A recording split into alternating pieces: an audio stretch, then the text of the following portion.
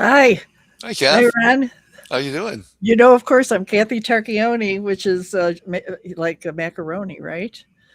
So, Heard of that? anyway, Ron, I'm so glad that you're here today because I wanted to talk to you about this Soteria, the software that you've designed. What a great thing! Why don't you tell me a little bit about it? Sure. Happy to talk about it, of Yeah, course. yeah, yeah. It's your baby, isn't it? Yeah, definitely is. So I started in the target date fund industry in 2006. So 2 years before the crash, and it's been a terrific ride. But I designed an approach. So target date funds. Let me just back up. As you know, but our listeners might not know, a target date fund has become the biggest deal in 401k investing. And what it does is it takes a fair amount of risk for young people. And then as you get closer to retirement, it gets more and more conservative. And that's a really good thing. But my design is like what the academic community recommended. And it's very, very safe for people who are near retirement. The industry is not. So my approach, I think, is the right approach. But it's not getting much traction because the markets are going up for the last 16 years. So Wow. I know.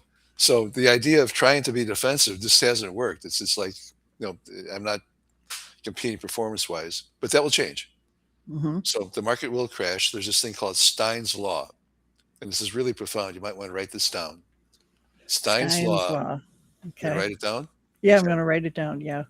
It goes, if something cannot go on forever, it will end.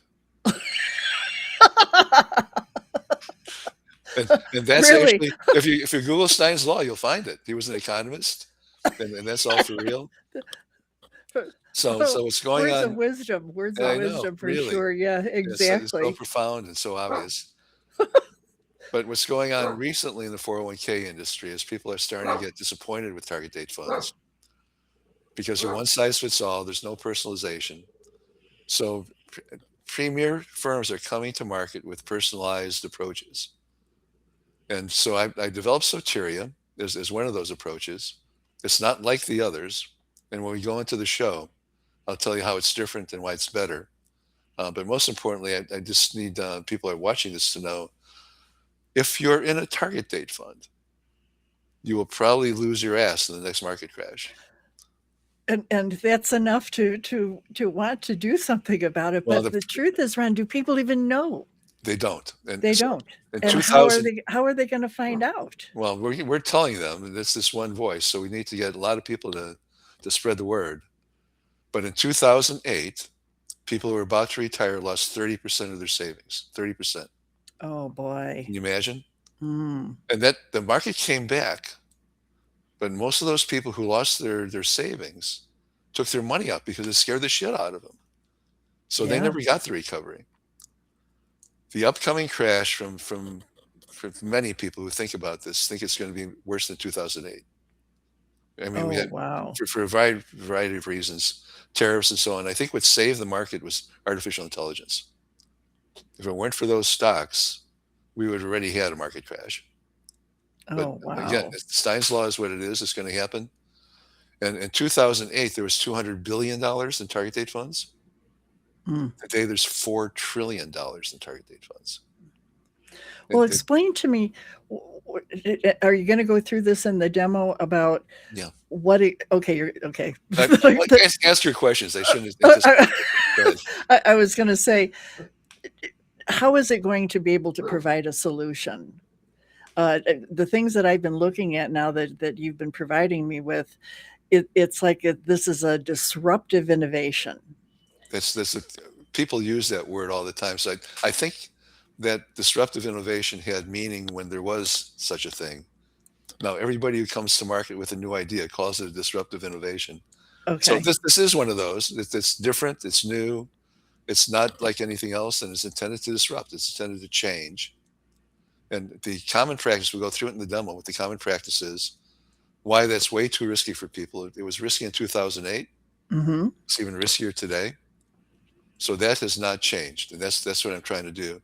And I'm also dovetailing on the current movement towards personalization. So target date funds are one size fits all. There's no personalization. You're in there with everybody else. You get the same returns and all that everybody else is getting. So people are coming to market is saying that's don't do that. They personalize it for you, but they're not personalizing it right. They're really not. They're still taking a lot of risk. So that's what Soteria is all about. It's trying to disrupt. So that word is right. I'm just saying that it's gotten used. Yeah. It's gotten used so much that Right. I think it's gotten lost. But So what you're really doing is you're looking at what used to be the turnkey options by the big three, so to speak, and you're saying, no, no, no, we need to personalize this. It kind of reminds me of cable TV, where you have to buy cable TV and you get 120 different stations and channels, and you never look at them and you never use them and you never hit and you're never going to, but you pay for it anyway because that's the only thing that's available. And you're saying, no, let's unbundle all of this yeah, and let's personalize it based on what your needs are, and and and give you what you really need. yeah, Is that what you're saying? that's exactly right. And you mentioned the big three, and just to put a dot on that, the big three are Fidelity, T. Rowe, and Vanguard. Of that $4 trillion, they manage 70% of those assets. Wow. So there's In that fashion, in the turnkey fashion. in the turnkey target date funds, their approaches are very similar one to the other. So it doesn't matter which of those three you choose. And it's basically what is called an oligopoly. Mm. When just a handful of firms own the market, it's called an oligopoly. Oligopolies are never good for consumers. There's competitors in there, but they're all Me Too funds, and they're pretty much offering the same thing as the big three. So Mm-hmm. there's this is one of those situations where I know I've got a better approach, but nobody knows it. Yeah. So I need your help to tell people, and that's what we're Well, doing. well, that's why we're here. And Yeah, if you want to tell me a little bit more about Ron, why tell me about you and why you feel equipped to be able to do all of this, what and your background in terms of Soteria. sure. So is our by the way, Kathy is my sister, and as I'm his sister. He's my my grand, brother. my grandmother used to brag, I got a master's in arithmetic. So I'm sort of a quantitative guy, and I've been in the pension industry for more than 50 years. You can see how old I am, and consulted to trillions of dollars in retirement plan assets. So I think I know my stuff. And when I jumped in 2006, um, I did my design sort of knowing what the industry was, but it was just beginning in 2006. So my design is totally different from everybody else's. It's unique, different. Of course, I think it's better, and that's what we're going to show people in terms of what it is. Right. Yeah, Well, okay. Why don't we dive in and we'll do the the demo show. now. Let's do the demo. Okay. So here we go with a demo of Soteria. Great. So this is actually I'm going to start with some background on what's going on and why I did Soteria and what the industry is doing. Then I'm going to go to the actual usage of the program. That'd be sort of the demo in the real sense of the word. But importantly, just by way of background, the retirement industry is evolving from a big reliance on what's called target date funds, which are aggressive for young people and defensive for older people, to more personalization. So one-on-one decision making. And I'm going to tell you what the industry is doing and what I think will work and works better. So with that introduction, Kath, you want to go to the next slide with the agenda? So what we're going to do here is I'm going to tell you what is Soteria. And by the Soteria is the Greek goddess of deliverance from harm. And that's what my design is intended to do, is to protect people, especially as they get near the time when they're going to need to rely on their retirement assets. Tell you who it's for, why we built it, how does it work, and then I'm going to show you how to use our software. And this is we're going to try to do this in probably 20 minutes, Kath. So set the expectations. So next Okay. slide. We can go through this pretty fast. So Soteria is software as a service. It protects people in the retirement zone. And this, in terms of the quantitative part of it, it does optimization of risk and return. So most optimizations just optimize return. I'm all about worrying about your risk as well, and then getting the best return for that risk. There's another thing in the 401k industry called a managed account, which is about personalization, but this approach is taking that and making it more like the targeted glide path. And I'll show you that you get exactly what I mean there. And then it follows, most importantly, there's this theory that academics have been presenting for decades about how to invest over your lifetime. And virtually all the players in targeted fund space say they use the theory, but they don't. And I'm going to show you why they don't and how it's different from the theory. Then in terms of who is it for, I'm just going to say boldly, it's for everybody. Yeah, right. It's for the participants. The plan sponsor would do better at fulfilling their fiduciary duties. And importantly, the service providers benefit too. So I have this sort of thing that this, for Soteria to succeed, it will take a team. And it will need the investment managers, the portfolio managers, and the record keepers. So I'll sign on and wrap their arms around Soteria because they benefit from using it too. So what I want to do then, Kath, is this transition to what Soteria is, why we built it. On the next slide. And if I want to just encapsulate why I built it, everyone needs and deserves retirement with dignity. I mean, that's just so obvious, but it's true. And investing is personal. So that's why I developed Soteria. And I'm going to show you on the next slide, if you want to go to that, Kath. The academic theory is elegant.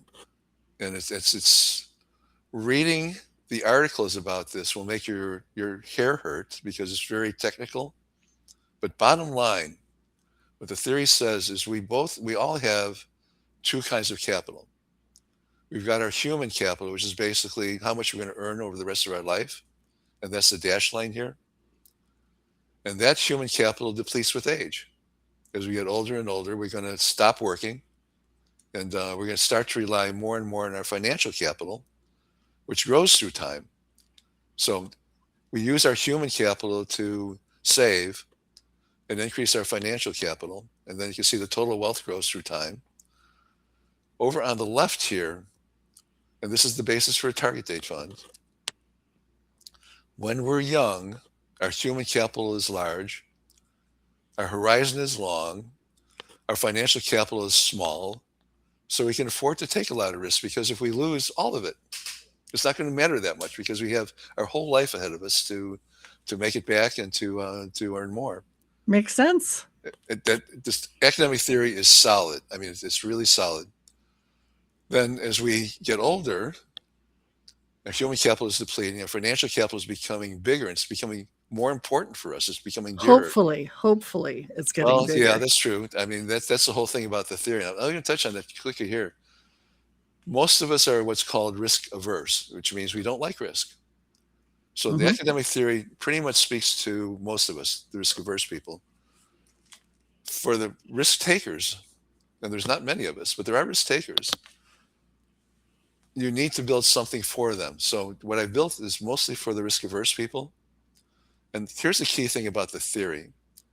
When you open the articles and read them, you will see that the theory for people who are near retirement is 80% safe. So you go from 90% risky to 80% safe. Now, that is something to keep in mind before you get to the 2 slides in. So on the next slide, Kath, this is the one slide you did that I really like. There's this thing in academic theory called the retirement risk zone.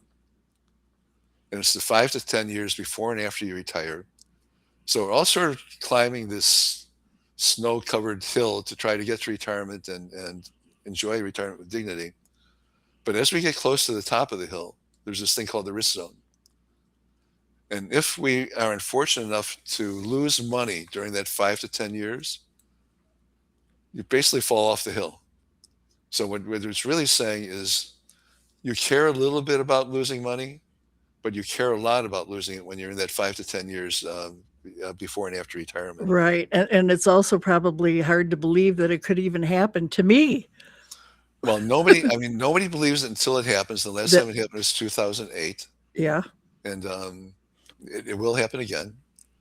So Soteria is sort of built for protecting people against the possibility of losing money. But most importantly, I just want to say this. You and I, Kath, have done a lot of, we had to do the baby boomer investing show. 75 million baby boomers right now are in the risk zone. Wow. Isn't that So, scary to think about? And they don't even know. Well, a lot of them don't know it. so they didn't care in 2008 because they weren't in the risk zone then Mm, when the markets last good lost money. point.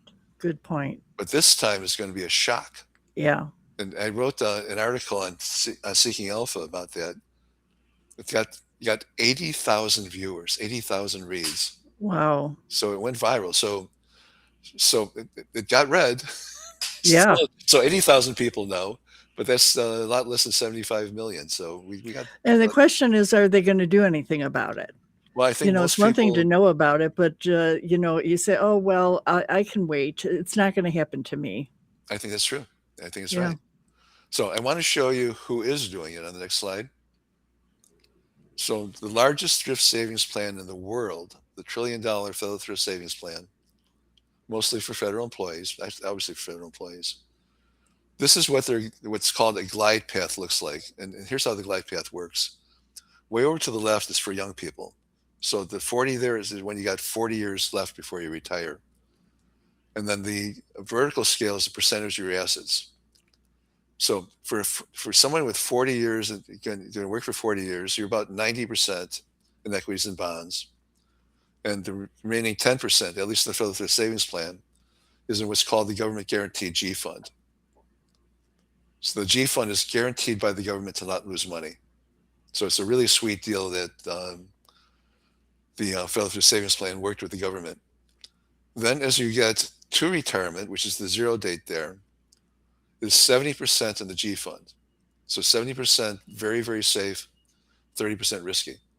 So this $1 trillion plan is actually following academic theory. So keep that in mind. The next slide shows you what all of the other target date funds are doing, not even close to the federal thrift savings plan. By the way, these graphs are from the Government Accountability Office. They did a study of target date funds. And there are sort of two generations of target date fund. One is called through, and the other is called to. The through funds are designed to last you to the day you die. The to funds are designed to quit at your retirement date. So the notion is that the to funds are a little more conservative than the through. But if you look at this, the differences are minimal. But most importantly, if you consider that U.S. bonds, long-term U.S. bonds are risky, which they are, you're about 90% risky assets for every age. Now that's a shame, and I'm going to tell you why on the next slide. And this will probably shock you. It shocks me. So the people who provide target date funds say that they are fairly high risk, riskier than the theory. They say they follow the theory, and then they don't actually explain. They don't say, but we're not following that because they say we follow the theory. Then they say that we're fairly high risk at the target. By the way, 60-40 is a bad answer for people who want a bad answer. But they say people don't save enough, so we need to get more back from the capital markets. That's the number one reason. Then the second part of that, because people are coming to market now with personalization, they say that you can use risk capacity. And capacity basically deals with your wealth.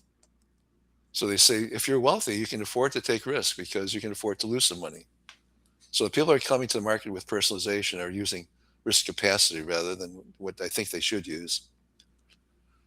The realities are, and this is just the bottom line reality, I think they are riskier at the target date because they get paid more. So you can charge more for taking risks than you can for putting money into treasury bills. You shouldn't charge much at all for putting money in treasury bills. So I really think that's the underlying motivation. But this thing sells. The oligopoly is there. $4 trillion are there. Um, so I think that's reality.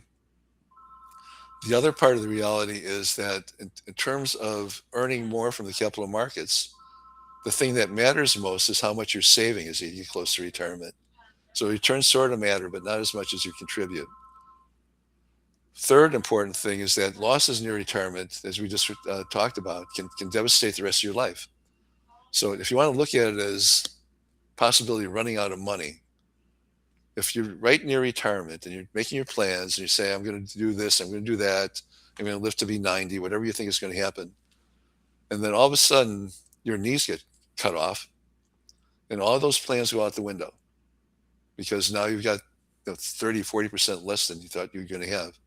That's catastrophic. Hmm. And then this other sort of nuance that has to do with personalization, because I'm going to talk about this in some detail, but what you really want to use is what's called tolerance, not capacity. So tolerance is your individual sort of willingness to take risk. And here's the key thing. Rich people like being rich. Yeah. They don't want to take risk. Huh. So this whole idea of using capacity, which is saying if you're rich, you can afford some losses, that's just not true. Hmm. And there's actually even a little corollary to that. Many poor people don't like being poor. So they take risks They would say, to get out of being poor. I don't like being poor. Absolutely. Make me rich. Yeah, I'll take a risk. This whole thing about using wealth to make an investment decision just doesn't fly in reality. So Huh. it's really interesting how that's going on. So I want to talk. So thanks, Kev. So what I've talked about so far is sort of your investment allocations from the day you're born through to when you're going to retire. And I haven't talked at all about what you do when you're in retirement. Now, one of the things that's definitely going on in the 401k industry is the use of annuities. And it's out there, it's being advocated, but it's not really catching on. And I think part of the problem for that is how you tie one to the other. And the plan sponsors are a little leery of doing that just because there are so many annuity choices. So one of my clients was a union plan. The union plan said, our approach is to encourage people to stay in the plan when they retire. So it's important to worry about people who might stay in the plan, might not leave when they retire. Hmm. And there's actually academic theory for that too. So there's academic theory for your working life. There's academic theory for your retirement life. And the theory for your retirement life was this article that came out in 2013 by Wade Pfau and Michael Kitces. And what they did was they said, let's try to find the optimal glide path in retirement. And it's brute force. They tested all these things, all these ways. And the one that worked the best was to start very safe in retirement because you are in the risk zone. You don't want to lose money when you first start retirement. And then to extend the life of assets as your assets deplete, sort of reverse of the beginning. As your assets deplete, take more risk with those assets because they're depleted and you want to extend them to last longer. So that creates a U shape. So during your working life, you reduce your risk, get very, very conservative. Then you start retirement, you start safe, and then you re-risk. Now, the other corollary here is most of my work was done for 401k plans. And then my friend Rob Smith said, will this work for our individual retirement accounts, IRAs? It will. Oh, So that's if great.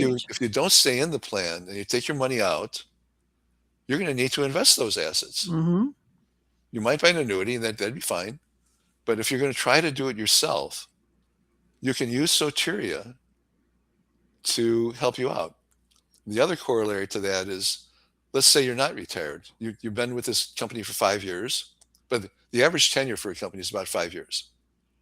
So when you leave that company, you could leave your assets with that company, which is what many people do. Or you could take delivery and put that money into an IRA. Soteria will help you manage your IRA too. So it's for 401k plans, and it's for group plans, and and it's for individuals who are running their own individual retirement account. Oh, that sounds fantastic. It's like I said in the beginning, it's for everybody. And it made Yeah. Rob Smith really happy. I hope he watches the show. So now I want to show you what Soteria is in terms of its glide path. You saw the glide paths for the industry. They really don't protect.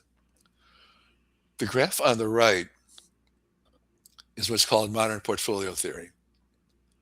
And the idea of this envelope is that for any level of risk, so the risk, it goes from low risk for old people, high risk for young people on the horizontal scale. Then on the vertical scale is expected return. So the idea of this envelope is for any level of risk, that's the highest return you can get. You can't get any higher. Then I superimpose on their ages. So in the green, the 20-year-old is way on the right there, taking a lot of risk and expecting to get a lot of return. Then as you get older and older, you move down the curve until when you're 60, you're all in the safe asset, mostly in the safe asset. That's for low risk. If you want to go for high risk, you would be 30 when you're way out there, and you'd be 70 when you take the low risk. So that's the underlying modern portfolio theory that everybody says they use. Now that translates into glide paths over on the left here. So for the low risk people, the blue line, you have the U-shape. I sort of draw it as a V, but the U-shape becomes very, very safe in what's called the risk zone. I actually have it all the way down at 10, only 10% risky assets. It's actually a little higher than that, but you get the idea. Then the moderate risk is sort of like the industry, but safer. And the high risk is so you get the idea. So low, middle, or high risk, depending on your preference. The low risk is for what most people are. Most people are risk averse. So that's their glide path. The other thing to notice about the targeted fund industry is until you get to the risk zone, it's pretty much like the moderate version of what I do. Then when you get into the risk zone, it's much higher, as I showed you on those graphics. Mm-hmm. They're not reducing the risk enough. And then by the time you get into retirement, they get down to the low risk. So that's what the people in target date funds are getting. Then, Kathy, you did the next graph. I really think it's the next two graphs. So I want to talk a little bit about just the distinction between how Soteria works for 401k plans. Self-directed people want to engage. They want to tell you what they feel, how they want to take risk. So what Soteria does is it lets them run their own glide path. They tell the system when they want to retire, how much risk they want to take. That's a good thing. They can change anytime they want. They can say, we just got a new baby. I think we're going to need to maybe take more risk, maybe take less, but they decide which one they want to do. And that's great. 60% of the people in 401k plans do not want to make a decision. Many cannot. What? Well, they don't know. No, they don't know how, or they just don't know, or they don't want to. They're a little bit of both. Okay. So many just don't know. Many just don't care for a variety of reasons. So they enter into what's called, so they tell their employer to make the decision for them. And that's called a qualified default investment alternative, the QDIA. The most popular QDIAs is a standard target date fund. And we talked about why that doesn't work. With Soteria, the plan sponsor can still do that, the QDIA, but they can make a risk decision for the workforce. They don't have to settle for off the shelf. They can blend something for their workforce. And most importantly, when you use a Fidelity, Vanguard, or T. Rowe Price, the underlying investments are all investments from that company. There's no best of breed at all. With Soteria, you can specify best of breed. So most plan sponsors have what's called a retirement advisor, and the part of the code is called a 338 investment advisor. That advisor normally selects the investments, and that advisor would probably not recommend all Fidelity funds or all Vanguard funds or all T. Rowe funds. So that's where the investment advisor comes in and benefits from Soteria, because they get to use their best choices. So what's going on in the personalized market is they are saying to the plan sponsor, you can use the managed account instead of as the QDIA, but they're using risk capacity. This doesn't work. So I'm saying, don't use their stuff. Use a custom blended QDIA glide path. I know I'm being a little fuzzy here, but no, but that makes sense. And you think shouldn't common sense prevail? I think so. And actually, the next slide you did, Kath, it brings that point home. So let's do that slide. So I'm competing with target date funds, which are one size fits all, and with managed accounts that have always been personalized, but now they're making the play. They're saying, hey, those target date funds, they're not personalized. Use our managed accounts. They are using risk capacity because that's all that is on the record keeper system. The data for risk capacity is there on the record keeper system. You can see what the participant is making. You can see how big his account is. You can see how long he's been with the company. So all those things deal with how wealthy you are. But that tells you nothing about risk tolerance. You can only know risk tolerance if somebody will tell you. Yeah. So that's really the big difference between Soteria's approach and the managed account approach. And I'm honestly much more believe in mine, but that is what it is. Well, you know what? Just talking about it, it makes me feel more comfortable with it should. Investing is personal, and people think, and people who have defaulted, the surveys are amazing. So surveys of participants ask them, would it bother you if you lost some money when you're about to retire? And they go, hell yes. Yeah, right. I saved all that money. I don't want to lose it. Of course. Then they say, do you think you're protected? And they go, hell yes, but they're not. So that's the scary part. That's a big disagreement, or detachment. So, Kath, the rest of this is going to be the actual demo. Okay. So, and I want to do that fast because I think we're taking up a lot of time here. So I'm going to tell you how this works. And I love the next slide that you did, Kath. It's a nice way to say it. So what Soteria needs basically from the participant, it needs to know the participant decision. No surprise. It needs to know what risk you want to take, and it needs to know when you're going to retire. And again, you can change that at any time. Then it needs to know what the investments are, what the equities are, what the bonds are, what the cash. That's pretty obvious. Then the record keeper runs the software. And by the way, either the record keeper, or if you're an individual, an IRA, you can run the software yourself. And it's really easy to run. I'm going to show you that. You run Soteria, and it tells you how to invest. Pretty simple, right? Mm-hmm. So I'm going to show you just the mechanics of that, but it is simple. It's really the idea. The mechanics are really simple. So on the next slide, I'm going to show you what the participant inputs look like. So I need to know how much money you've got. I need to know when you retire. And I need to know your risk preference. That's it. And you can blend the risk preferences. And we provide guidance. So there's some documents that we provide to participants to say, here's how you should look at your risk preference decision. So that's the participant file. The next file is the asset file, the asset description file. That's the next slide, Kath. Oh, sorry. You need to tell me what your equities, what your bonds, and what your cash are. And this is the part where the financial advisor for the plan plays a big role. They need to tell Soteria how they want to allocate to U.S. stocks, what the fund code is for those U.S. stocks, the mutual fund, or it could be an ETF or whatever it is, whatever the vehicle is, it needs a fund identifier.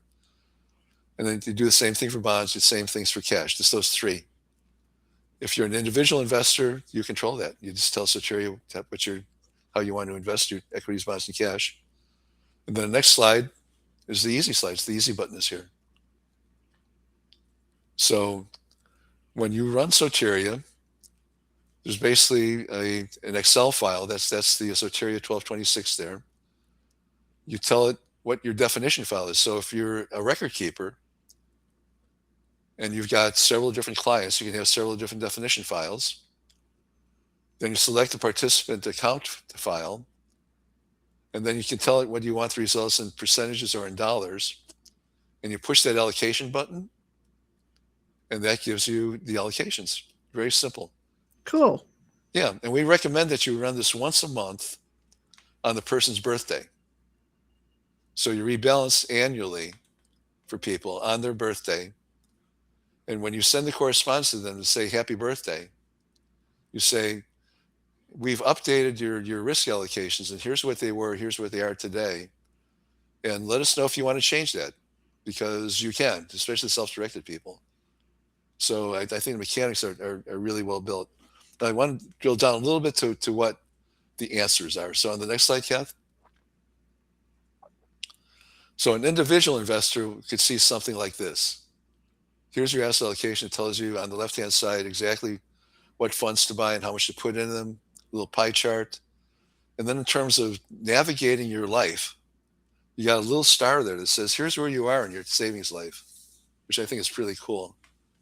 So an individual investor can see this, but what the record keeper sees is the next slide, Kath. The record keeper sees all the participants on the plan. And for each participant, it shows him, first of all, those first 5 columns are a recital of what the inputs are. So that's the stuff that the record keeper sent to Soteria. Then it summarizes the asset allocations, which the record keeper really can't use, but I think it's helpful for them to see that. Then the columns far on the right are the instructions for rebalancing. So it basically says 17.78% in FCROX, 8.89% FCILX, and so on for that first account. So the record keeper uses that, and it does the rebalancing. Then the other thing that you need to deal with, next slide, Kath. Since there will be as many glide paths as there are participants, it creates a benchmarking challenge. You can't do a benchmark for each participant. That would be, if there's 10,000 participants, 10,000 benchmarks, that just won't work. So what we provide is a performance template that considers what we think are 18 benchmarks that just about anybody on the plan could identify on their own. And on the next slide, I show you what that is. In the lower right there, I encourage everybody who uses Soteria to set up 18 tracker accounts. So that really means 18 additional accounts when you run Soteria.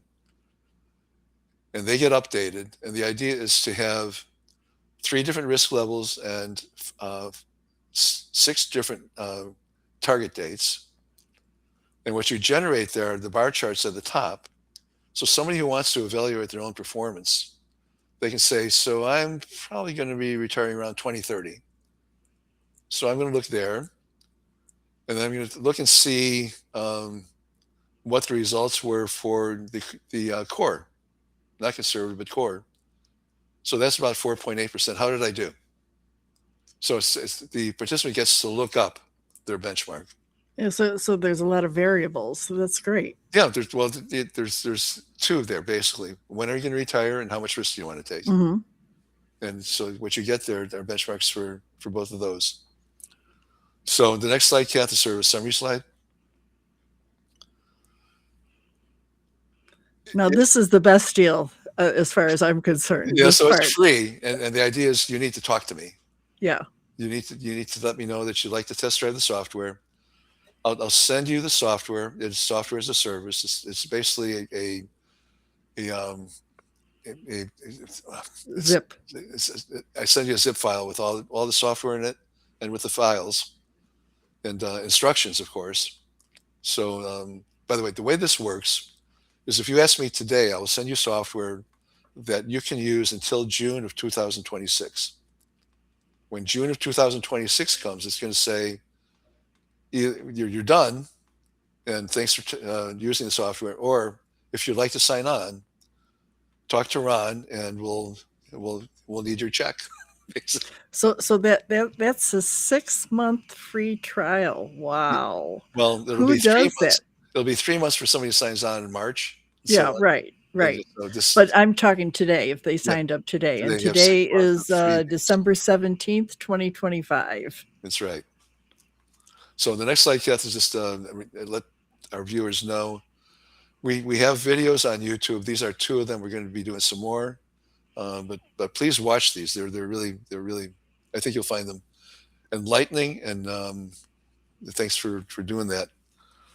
So I did a slide for questions, but we're recording this without an audience.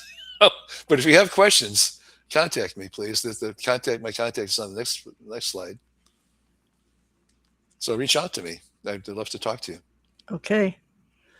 Well, I'm sold. I want to do it. Yeah. The fun thing is that every time you do a free trial on something, it's for the purpose to find out is it something that you want to use. So this is really great, because if somebody signs up, let's say within the next 30 days, they've got a long time period to be able to get used to it, see if it's really valuable for them, and if it's something that they feel is worthwhile. Now, once that is over with, then do they buy a licensing agreement, or how Yeah, does they that do. work, Ron?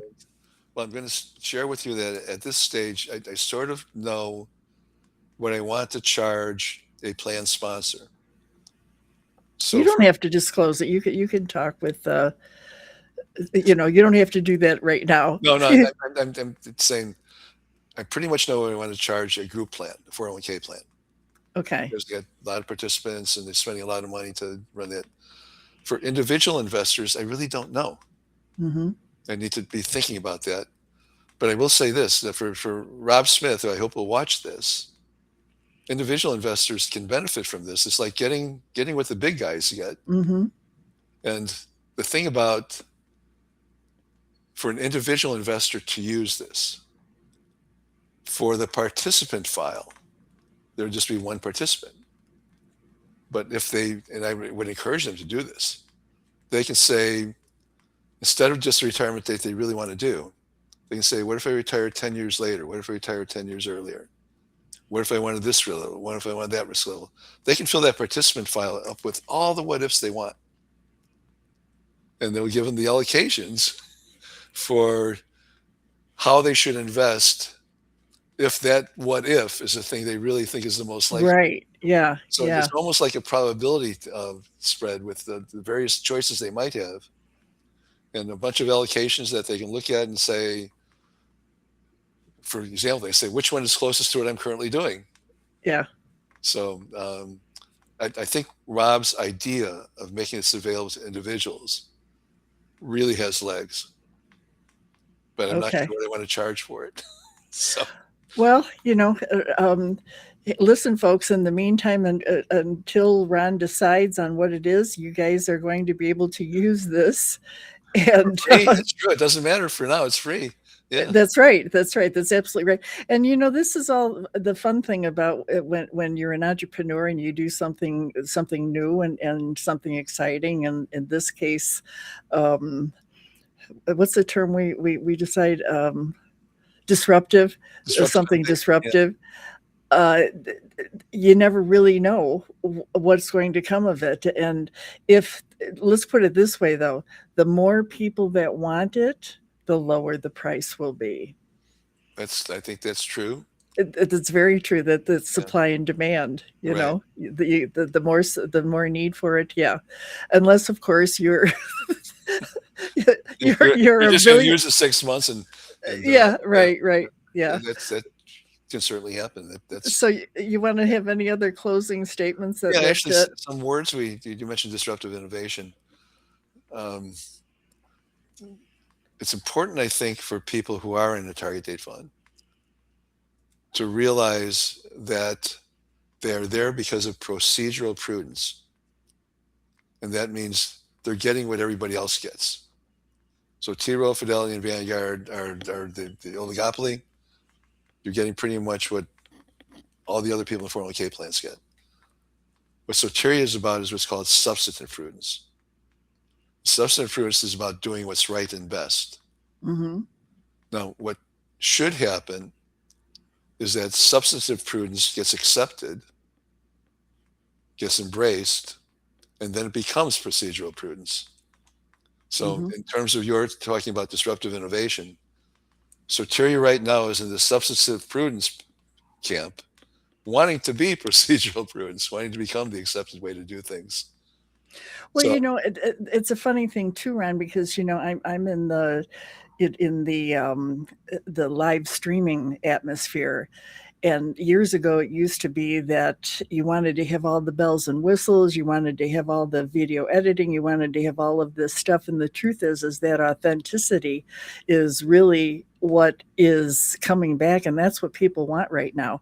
So I can see where people want a Soteria, a Prudent type of a program where it's designed specifically and personalized for them. Who wouldn't want that, as opposed to everything else? So uh, I totally agree with you. yeah, well, I hope we can get a grassroots thing started, because the people who should care are the beneficiaries. Hmm. I think the plan sponsors legitimately care, but they've bought the story. They bought the So story. who do you want our audience to tell? What Well, type I, of people do you if we, want them to tell? well, the participants should know, and they should tell their employer that Aha. they want this good thing. But the articles I've written, the one that went viral on Seeking Alpha, Hmm. said you should tell your employer, but he's probably not going to listen, so you need to get out of your target date fund. That's true. That's what it said. Really? Yeah, and the image was actually really cool. It's this woman protecting her cat. She's got a gun, Yeah. trying to protect her cat. Uh-huh. So my message to them was, you're living very dangerously, and I hope it works out for you. Hmm. But I don't think it's going to change in your lifetime. You can tell your Don't, employer that it don't might you change, but don't you want to pull your hair out sometimes, thinking, why aren't people listening to me? yeah, Why well, can't they that's see the thing about, what's going on? yeah. So we're just one voice, and it's going to need a champion. It's for Hmm. sure. Well, that's why I just you, the audience, you guys, we're asking you, yeah. So the if this is something that you like, for goodness sake, share it. And even tell if your everybody employer isn't going to listen, ask him to just take a look at it, or her to take a look at it. exactly. Then the other group that could be the champion are financial advisors. Hmm. Now, the financial advisors that I did work with when I had business, when because I lost the business because I'm too conservative, they felt uncomfortable using me because T. Rowe, Fidelity, and Vanguard are the standards. Hmm. So they viewed it as they can't deviate too much from what everybody else is doing, and that's this thing of procedural prudence. And let's stick with the big guys because we're safe there. It's like the old people on this call won't know this, but in the old days of IBM, there were better products that came to market. But if you were buying a computer, a mainframe computer, big thing filling up the whole room, you had to do IBM because your boss would fire you if you did the new guy on the block with a better computer, but it's not IBM. You get fired. So advisors need to step away from feeling that they need to use the big three. And secondly, the advantage to the advisors is when they get into Soteria and specify the assets, they should get paid for that as part of their service. Right, right. So Yeah, when they sign on for the big three, they're signing on for that package of funds. yeah. And if you You know, talk to this about any advisor and you say, for an individual account, would you go all with Fidelity? Would you go all with Vanguard? Would you go with no? And they yeah. all have their favorite funds, but they can't do that when they go with it off the shelf. That kind of reminds me, Ron. Here's a bit of an analogy. I don't know how well it fits, but when I got the computer that I have right now, which is now almost 14 years Incredible. old, I don't know how you kept that thing going, Kath. I really don't. but because I had it custom made, Yeah. and the guy that sold it to me, this Matt Durante, if his idea was he had a company where he built custom machines, Very but he cool. was always in competition with IBM, Everybody else, for sure. Dell, Yeah. with Dell, with Yeah. Apple, with everything.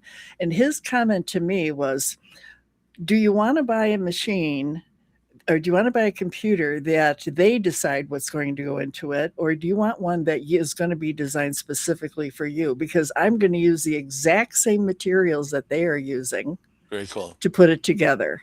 The So other thing I'll say it's the is, same kind of thing, right? absolutely. And to his credit, he's supported you. So when you've had things that needed to be To done, this day, he still yeah. does. So for this thing to operate for 14 years, Mm-hmm. wow. Yeah. Yeah. I just upgraded from Windows 10 to 11, and I can tell you it wasn't seamless. And you think it could be seamless? Yeah. It's not. Right. So all this stuff is crazy. Yeah. The other Well, thing I'll say okay. is, you asked me who benefits if you got me on a roll now. Go ahead. Yeah. So record keepers Mm. are struggling to make a buck. I mean, they're so competitive one to the other that they're barely making ends meet. Mm-hmm. I think they could charge a little extra to run Soteria. So I think they're motivated to get behind So it. it could be an add-on service. Well, because Soteria is a SaaS. Well, yeah, well, they're going to have to do the work. So, Yeah. so the way I envision this happening is the plan advisors pretty much run the system, because the employers run their companies. They don't run the target date. They don't run the retirement plan. So the retirement advisor would come in and they say, we have this thing and we want you to run it. Mm-hmm. And the record keeper will say, we don't do that. And the advisor will say, well, then we'll go to the other record keeper because you're all the same. Yeah. Yeah. So, Right. so the way I would like to see this work is that the record keeper gets behind it rather than get forced into it. Mm-hmm.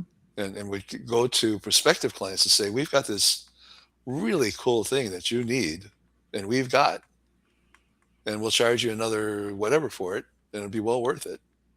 So what do you think would inspire them to want to use it if you were a record keeper? I think the way it'll probably work is there'll be a consultant or two who'll have it and will require the record keeper to use it. Okay. So it's just going to probably work that way.